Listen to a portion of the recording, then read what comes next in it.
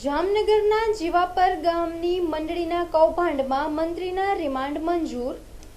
જામનગર તાલુકાના જીવાપર ગામની સરકારી મંડળીના હોદ્દેદારો દ્વારા મૃતકોના બોગસ દસ્તાવેજો બનાવી મંડળીમાંથી પાક ધિરાણની રકમ 34.95 લાખની ઉચાપત કરવાની પોલીસ ફરિયાદ નોંધાયા પછી પોલીસ દ્વારા મંડળીના મંત્રીની ધરપકડ કરી તેને કોર્ટ સમક્ષ રિમાન્ડ માટે રજૂ કરતા અદાલતે 5 દિવસના રિમાન્ડ મંજૂર કર્યા હતા।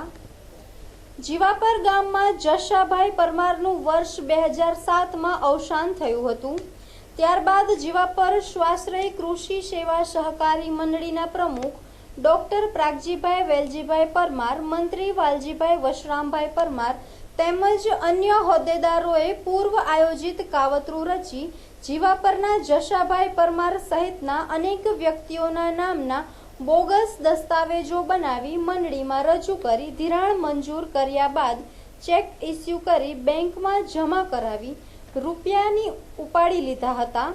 માત્ર એક મૃતક જશાભાઈના નામે જ 35.94 લાખની ઉચાપત કરી હતી।